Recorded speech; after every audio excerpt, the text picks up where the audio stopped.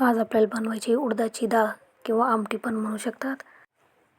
ही सालं असलेली डाळ आहे.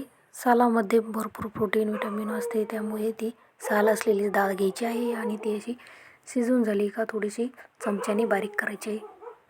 मिक्सरमध्ये बारीक नाही करायची. डाळीसाठी आपण घेतले आहे 3-4 मिरच्या, 4-5 लवंग, मिरी, कोथिंबीर,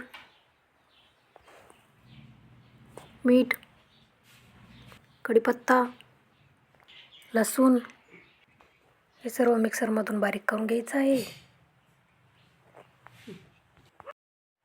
परतीत काढलेली डाळ चमच्याच्या साहाय्याने अजून अशी दाबून घेऊ, म्हणजे बारीक करू.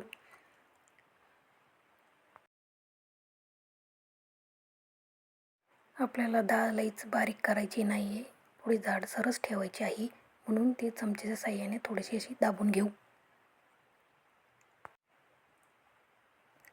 कढाई गरम झाली, त्यामध्ये तेल टाकून घेऊ.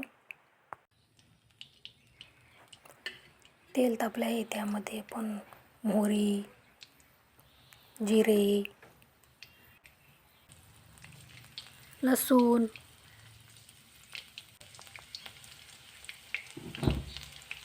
लसूण चांगला फ्राय होत द्यायचं आहे. त्यामध्ये कढीपत्ता आणि दळलेले मिरच्या, लसूण वगैरे सर्व त्यांची पेस्ट ती चांगली फ्राय करून घेऊ.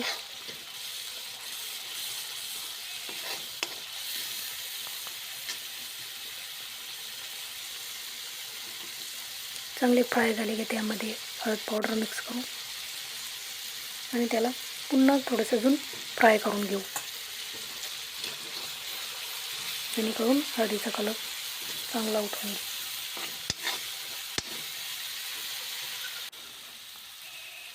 त्यामध्ये डाळ पण घालून घेऊ. साल असलेल्या उडदाची डाळीची आमटी चवीला खूप छान लागते. डाळीमध्ये आपण थोडेसे बाजरीचे पीठ घेऊन ते पातळ असे कालून घेऊ आणि मग ते डाळीमध्ये मिक्स करू, जेणेकरून डाळ अशी पातळ अशी लागणार नाही, डाळीतला रस्सा घट होईल. चला ते डाळीमध्ये मिक्स करून घेऊ. तुम्हाला जसे जे आवडेल ते तुम्ही त्यामध्ये पीठ, कोणी कोणी बेसनाचे पीठ पण त्यामध्ये घालतं, आम्ही बाजरीचं पीठ घालतो. पूर्ण देशी स्टाईल. तुम्हाला जेवढी हवी तेवढी पातळ आमटी तयार करू शकतात. नंतर त्यावर कोथिंबीर टाकून घेऊ.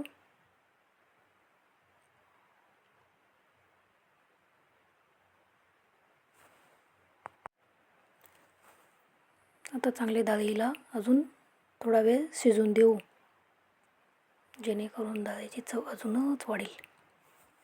डाळ आपण पहिले शिजून घेतलेलीच आहे, पण ती अजून चांगली शिजून घेऊ, म्हणजे डाळीला कड देऊन घेऊ.